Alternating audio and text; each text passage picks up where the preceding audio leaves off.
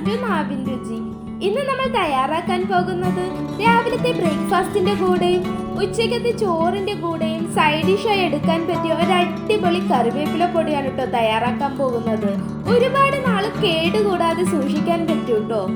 നമ്മളുടെ ഈ കറിവേപ്പില പൊടി എങ്ങനെ തയ്യാറാക്കാമെന്ന് നോക്കിയാലോ. അതിനായി ഞാനിവിടെ 50 ഗ്രാം കറിവേപ്പിലയാണ് കേട്ടോ എടുത്തിരിക്കുന്നത്. അത് നന്നായി കഴുകി ഒട്ടും തന്നെ വെള്ളമില്ലാണ്ട് എടുക്കുക. ഇനി ഒരു ചട്ടി ചൂടാക്കി ഇതിലേക്ക് കഴുകി വൃത്തിയാക്കി വെച്ചിരിക്കുന്ന കറിവേപ്പില അതിലേക്ക് ഇട്ട് നന്നായി ക്രിസ്പി ആവുന്നത് വരെ റോസ്റ്റ് ചെയ്തെടുക്കുക. ചിലർ ഇതിലേക്ക് എണ്ണയൊക്കെ ഒഴിച്ച് റോസ്റ്റ് ചെയ്യും. പക്ഷെ അങ്ങനെ ചെയ്യുമ്പോൾ പെട്ടെന്ന് കേടുകൂടാൻ ചാൻസ് ഉണ്ട്. അപ്പം മാക്സിമം ഇതിലേക്ക് എണ്ണ അധികം യൂസ് ചെയ്യാണ്ടിരിക്കണതാണ് നല്ലത്. അപ്പോൾ നമ്മളുടെ കറിവേപ്പില ഇപ്പോൾ നന്നായിട്ടൊന്ന് റോസ്റ്റ് ആയി വന്നിട്ടുണ്ട്. ഇനി അതേ ചട്ടിയിൽ തന്നെ 3 ടേബിൾ സ്പൂൺ കടലപ്പരിപ്പും 4 ടേബിൾ സ്പൂൺ ഉഴുന്നുപരിപ്പും രണ്ടും കൂടി നന്നായി റോസ്റ്റ് ചെയ്തെടുക്കുക.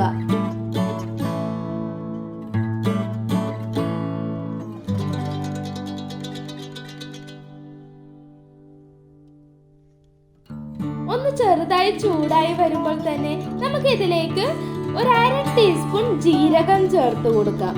ഇനി ഇതൊന്ന് നന്നായി കളർ ചേഞ്ച് ആവുന്നത് വരെ നമുക്കിതൊന്ന് റോസ്റ്റ് ചെയ്തെടുക്കാം.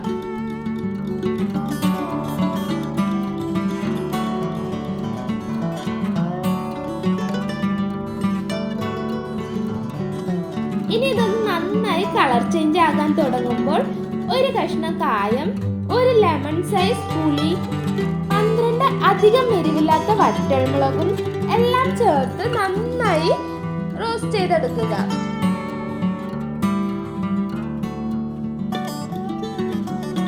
ഇത് നല്ലതുപോലെ കളറൊക്കെ ചേഞ്ച് നല്ലൊരു ഗോൾഡൻ കളർ ആവുന്നത് വരെ റോസ്റ്റ് ചെയ്തെടുക്കുക. ചൂടാറാൻ വേണ്ടി മാറ്റി വെക്കുക. ഇനി അതേ ചട്ടിയിൽ തന്നെ 1 ടേബിൾ സ്പൂൺ വെളിച്ചെണ്ണ ഒഴിച്ചു കൊടുക്കുക. ഇനി അതൊന്ന് ചൂടായി വരുമ്പോൾ 8 to 10 അല്ലി വരെ വെളുത്തുള്ളി ചേർത്ത് കൊടുക്കുക. ഇതും ഒരുവിധം ഗോൾഡൻ കളർ ആകുന്നത് വരെ നന്നായി റോസ്റ്റ് ചെയ്തെടുക്കുക. അങ്ങനെ നമ്മളെല്ലാം റോസ്റ്റ് ചെയ്തെടുത്തിട്ടുണ്ട്.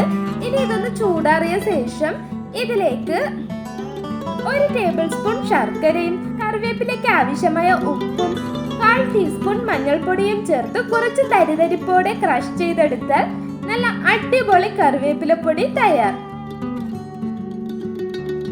നല്ല ചൂട് ഇഡ്ഡലിയുടെയും ദോശയുടെയും ചോറിൻ്റെയൊക്കെ കൂടെ മിക്സ് ചെയ്ത് കഴിക്കാവുന്നതാണ്.